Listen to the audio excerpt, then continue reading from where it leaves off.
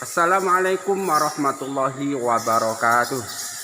Kaum muslimin rahimakumullah, marilah kita sama-sama belajar dari makhluk Allah yang bernama kelelawar, atau mungkin kalong, atau mungkin codot, atau mungkin nama lainnya. Nah, tetapi ini kelelawar mendapat kemuliaan dalam sejarah Islam gara-gara dia itu ikut berpartisipasi menyelamatkan Baitul Maqdis ketika dibakar atau mau diruntuhkan oleh kelompok-kelompok yang tidak bertanggung jawab.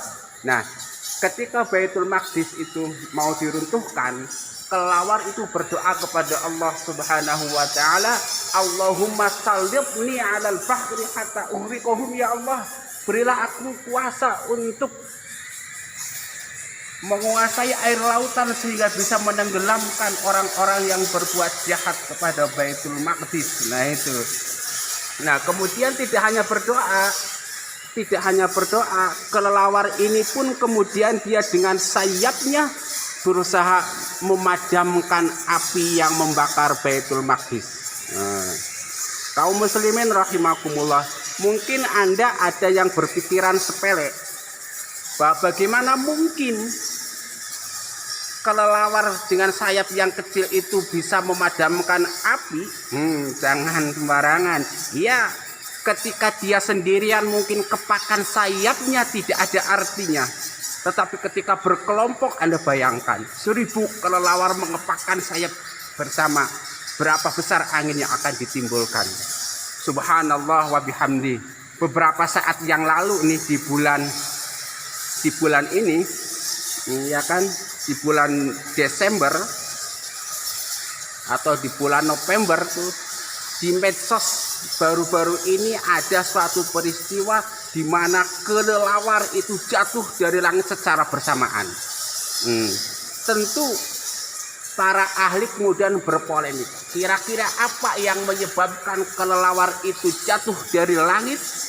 Tetapi bagi saya ketika menjumpai hadis ini menjadi paham, bisa jadi ketika kelelawar berpartisipasi menyelamatkan Baitul Maqdis, mereka itu menjatuhkan diri secara bersamaan, maka api yang sedang membara pun seketika akan padam.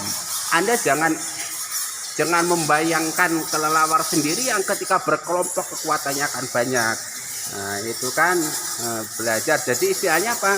Kalau kita belajar dari kelelawar, kalau kita mau berjihad, kalau kita mau berjuang agama Allah, kalau kita mau berpartisipasi menyebarkan agama Islam, bisa dilakukan dengan dua hal. Yang pertama bisa dengan doa. Mungkin bagi kita orang-orang yang lemah, nggak punya kemampuan apa-apa, berdoa. Hanya dengan doa itulah kemudian salah satunya kelelawar mendapatkan kemuliaan dari Allah Subhanahu wa taala. Jangan sampai kita tidak peduli sama sekali kepada perjuangan Islam. Orang kelelawar aja dengan kepeduliannya dia menjadi makhluk yang dimuliakan, apalagi kita manusia yang sudah jelas-jelas manusia yang mulia. Yang kedua, kita juga bisa berjuang dengan tenaga, yaitu dengan sayap kelelawar itu ya. Maka saya jadi penasaran keistimewaan apa saja ini kira-kira yang dimiliki oleh makhluk Allah yang satu ini, sehingga di dalam hadis Nabi itu dijelaskan seperti itu. Dia berdoa tuh. Nah, dalam sebuah hadis yang diriwayatkan dari Abdullah bin Umar radhiyallahu anhu, qala la taqturu tafadinga fa inna naqiqaha tasbihun wala taqturul khaffasha fa innahu lama khariba Baitul Maqdis qala ya rabbi salibni 'alal bahri hatta ughriqahum. Hadis riwayat Baihaqi dalam Sunanul Kubra. Mengenai hadis ini ada yang mengatakan sahih, ada yang mengatakan dhaif, ada yang mengatakan mursal, ada yang mengatakan hasan. Pada hadis yang lain yang diriwayatkan dari Aisyah dikatakan lama uhriqa Baitul Maqdis kana al-auzahu tungfihuhu bi afwahiha wa kanal fatwa'u tutfi'uhu. Itu kan nah.